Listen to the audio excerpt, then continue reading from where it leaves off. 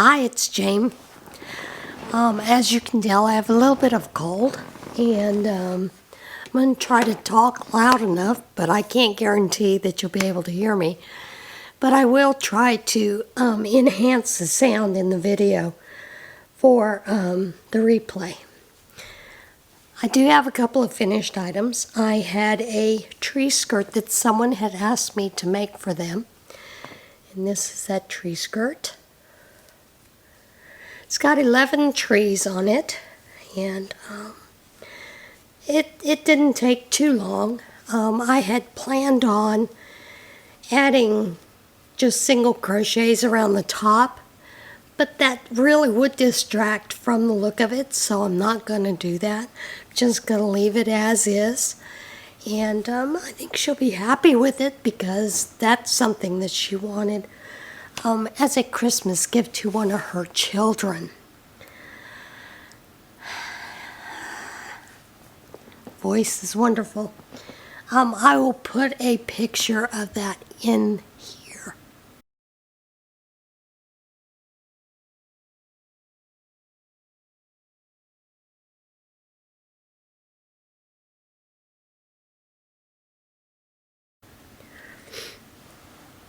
Now I was given a bag that had 81 squares in it, and with these squares, they're white squares, so I joined them with red in the continuous join method, and then I just did a round of blue around the outside of it.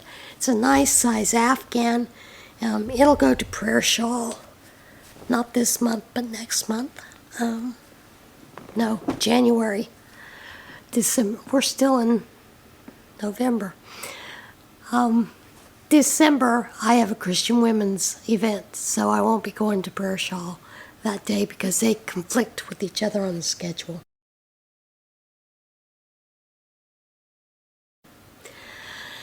So, don't you love when you have that little frog in your voice? There isn't anything you can do about it. Now, I had told you that I would be doing different ideas for Operation Christmas Child for the shoe boxes for next year. And one of those is this is one of those flying frisbees that we crochet. But let me show you something else, okay? Have a good laugh. It also makes a great little beanie. That is what one of the gals, she goes, "What is that, a hat?" Like, whatever you want it to be, it's actually a frisbee. But I'll include some instructions with that, pictures of a frisbee, so the kids can have an idea that that's actually what it's supposed to be, a frisbee. All right, I did get the table runners done. Now these measure 13.5 by 60. And this one has poinsettias on this side, and then this also has deer on the other. They're all a little different. This one has Christmas ornaments on one side, and then it has snowmen on the other. This one is a cardinal.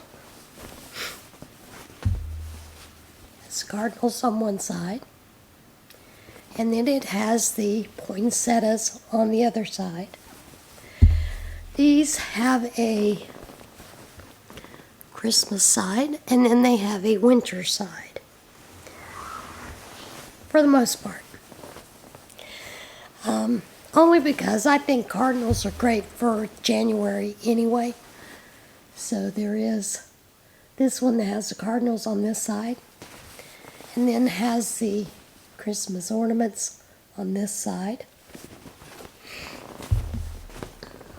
I may have to do a voiceover.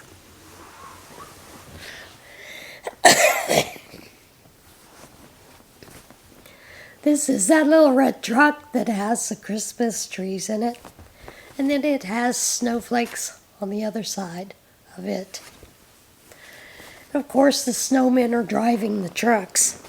I find that kind of humorous.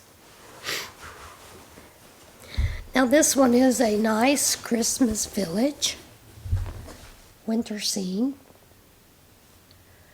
And then the opposite side has snowmen. And yes, I'll have to go back and make sure I got all those strings. But you know, in my shop, strings aren't extra. So, come on folks, have a good laugh at it. And then we have the village here, and then it has the deer on the opposite side with the cardinals. So those will be up in the shop Tuesday, this evening. After I get pictures, I do plan on doing pictures of them on my dining room table. But on my dining room table, I have a dark green tablecloth, and these will be placed on top of it, pictures taken that way. All right. Since I have an issue with my voice, I am going to try to read the Wynn Tarnation. So, here we go. Lizard makes Kruger National Park camper's tent its new home. A couple grows attached to a rock monitor that makes itself at home in their tent. During their 5-week stay at Cedar, a charismatic lizard used the tent as a new shelter and brought endless wonder and amusement to the couple that embraced their unique housemate. Pam Bruce Brand shared her tent with this charismatic rock monitor and told latestsightings.com all about the unique experience.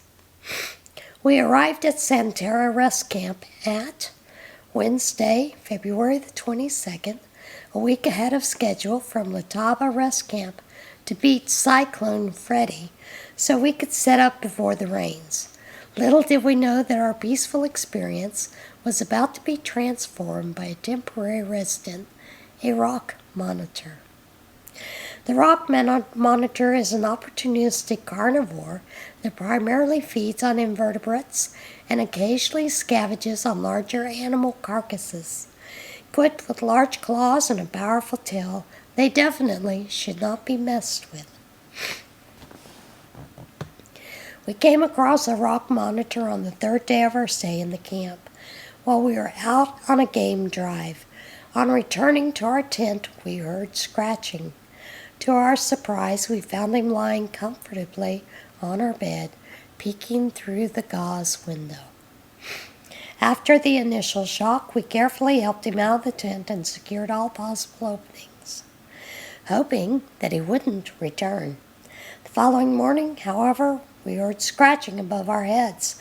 There he was again, lying between the fly sheet and the roof gauze. He found his way up the side of the tent and had decided to make himself at home. We soon developed a close relationship with our bed monitor.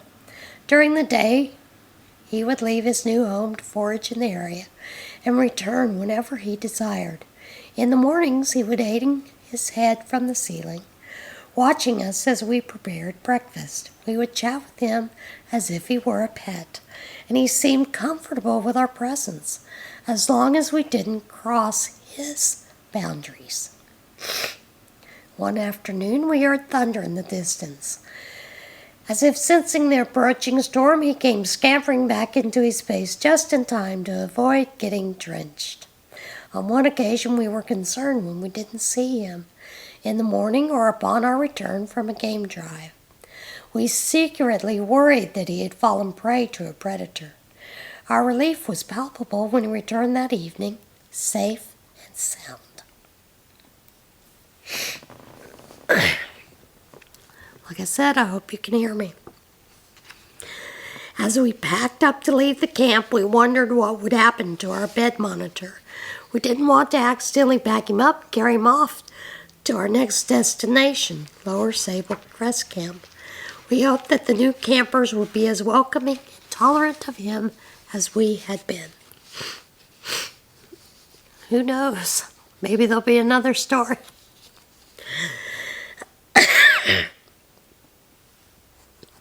Beachgoers rescue disoriented wallaby in the surf. Visitors to a Queensland, Australia beach braved crocodile-infested waters to rescue a disoriented wallaby struggling in the surf. Angus Burnett, 32, said he was walking on Trinity Beach in Cairns when he spotted a woman looking out into the water at what turned out to be her husband, attempting to lead the wallaby back to shore.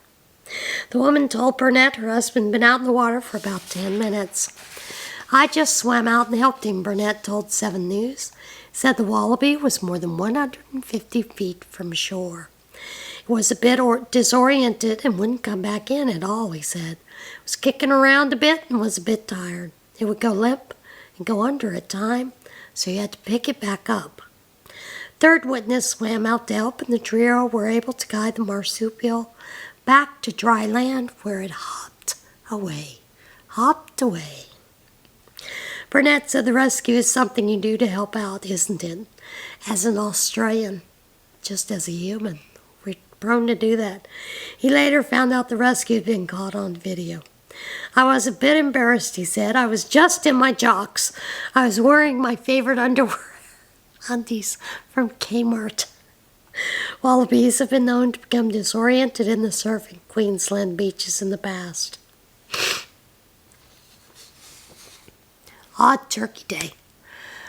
It wouldn't be Thanksgiving week without some odd turkey stories, right? So we're going to have a couple. Thanksgiving has already happened, and for many families that means heaping servings of turkey and an array of side dishes. Thanksgiving table is not the only place you find foods such as turkey, potatoes, macaroni, sweet potatoes, and vegetables, though. They also appear in the odd news headlines. Celebration of the day of thanks to traditional meals it brings here are 5 times turkey. Thanksgiving foods never quite made it to the plate. Aggressive turkey causes chaos in Minnesota neighborhood. Residents of Coon Rapids, Minnesota, a mobile home park, complained earlier this year they were being terrorized by an unwelcome neighbor, a wild turkey. Neighbors said a flock of turkeys spent time in the area in November 2021, but one of the birds stayed behind when his cohorts moved on and has since been attacking cars, damaging property, and chasing children. The Minnesota Department of Natural Resources told residents the best thing they can do is to encourage the turkey to leave, is to keep trash and other potential food sources secured. That way he'll go away on his own. Things you find in a bag of potatoes. Inert WWII grenade found among potatoes at factory. Workers at a factory in the suburbs of Auckland, New Zealand, spotted something on their potato conveyor belt that definitely would have ruined Thanksgiving revelers' mash. An inert WWII grenade. Night shift employees at Mr. Chip's factory said 28 tons of recently delivered russet potatoes were on the conveyor belt when a worker spotted what initially appeared to be a particularly mud-spattered spud.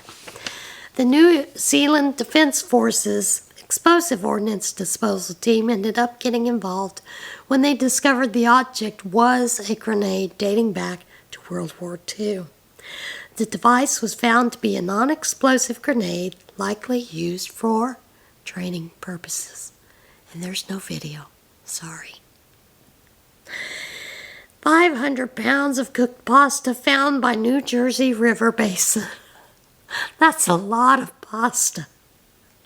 No Turkey Day dinner would be complete without a side of mac and cheese.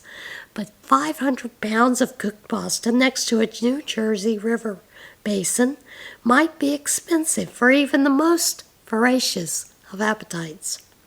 Residents of Old Bridge discovered the quarter most likely used for training purposes. And of course, there's no video.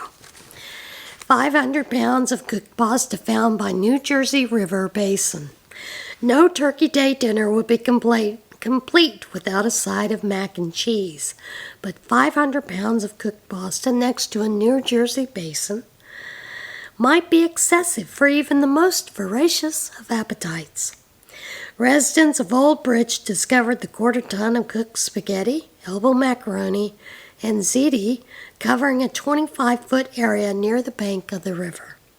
The derelict Durham semolina was hauled away by the Old Bridge Department of Public Works after about 2 days, and investigators were able to trace the source of the spaghetti woes back to a local man, but no charges were filed.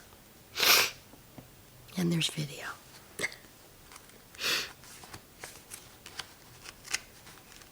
Maybe not. I can't remember if there's video or not. I think there is. Georgia man's 186 sweet potato harvest might be the world record. Plenty of Thanksgiving dinner enjoyers might have David Anderson of Washington County, Georgia, to thank after their feast, after he harvested 186 pounds of sweet potatoes from a single plant. Anderson said weather conditions were ideal this year for a beautiful crop of potatoes and sweet potatoes. The single root system yielded 186 pounds of sweet potatoes, breaking the record of 81 pounds and 9 ounces set by Manuel Perez of Spain in 2004. Truck rolls over, covers Ontario Highway in celery. That's a lot of celery.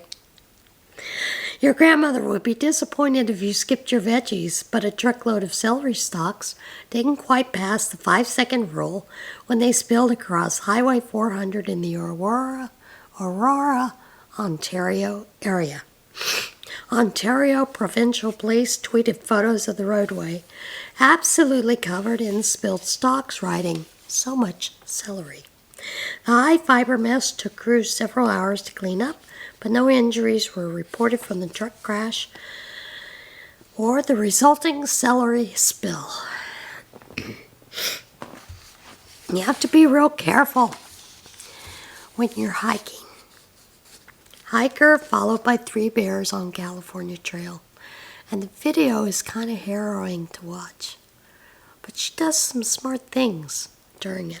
A California jogger captured video of her harrowing encounter with a mother bear and her 2 cubs on a Sierra Madre trail. The video, posted to Instagram by Laura Gold, shows the mother bear and her cubs charging toward her on the trail and following as she attempts to back away from the area.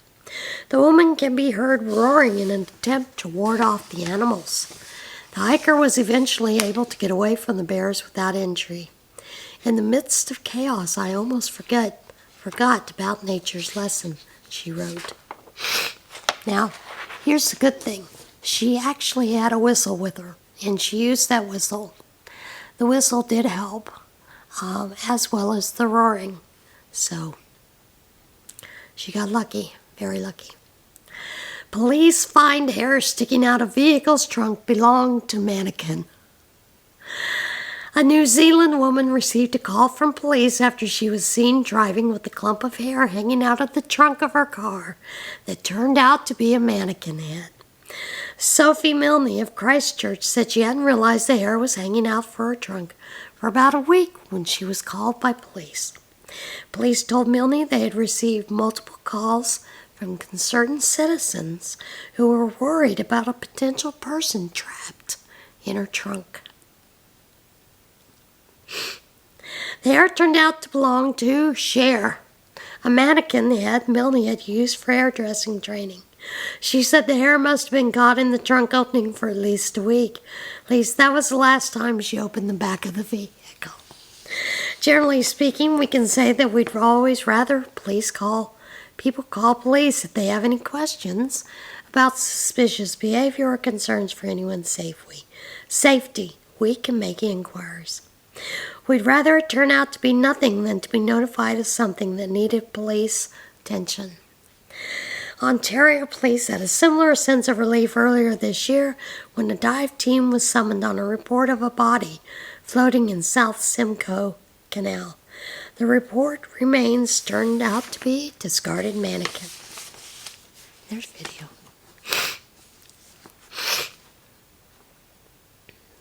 Eagle fans tie the knot at tailgate party before game. You have to be a true Eagles fan.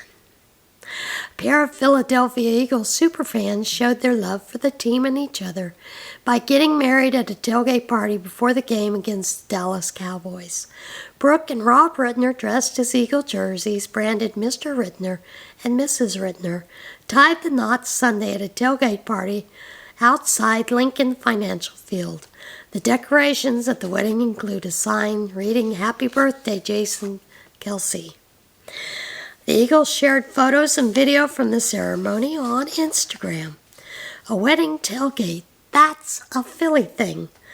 Congratulations, Brooke and Rob, both said.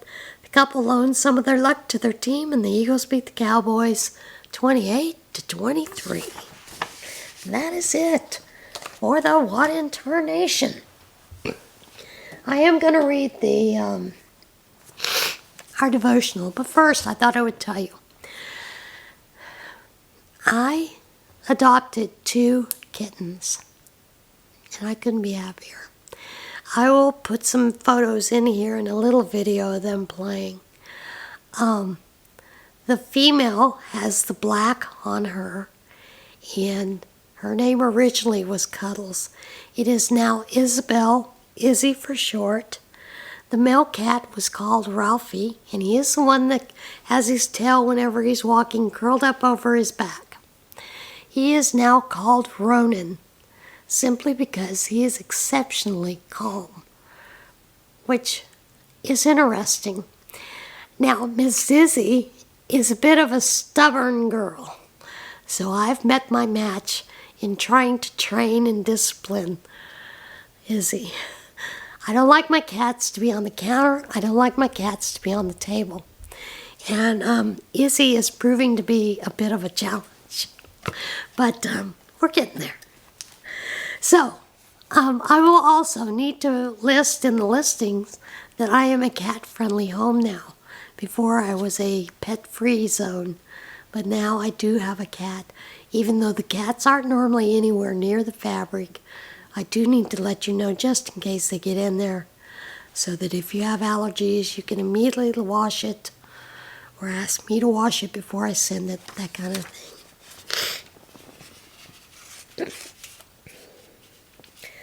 Promises from God's heart. When you are angry, don't hit back. Discover beauty in everyone. If you've got it in you, get along with everybody. Don't insist on getting even. That's not for you to do. I'll do the judging, says God. I'll take care of it.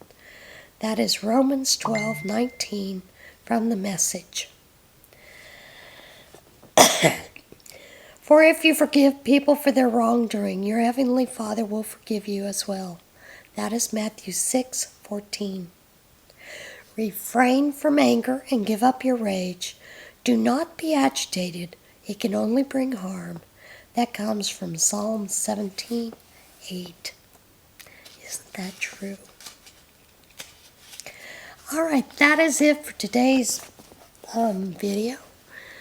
Like I said, I'm going to replay this and hopefully you can hear it. If not, I'll boost the sound a little bit, as much as I can. Other than that, hopefully next week my voice will be back to normal. I'm praying it will be. Like I said, just caught a cold. Can't get rid of it. That kind of thing. All right, guys. The table runners will be up this afternoon, this evening for sale. They are going to run $25 each. The other bags, like I said, everything is still 10% off through December the 12th. Remember to shop small. When you shop small, you're feeding now 2 kitties. Think about that. But not only that, but you're helping us to pay our bills and pay for things that normally we have to scrounge around for. All right. See you guys soon. Be kind to one another. Love one another. Get in touch with God. I'll see you again next week. Bye.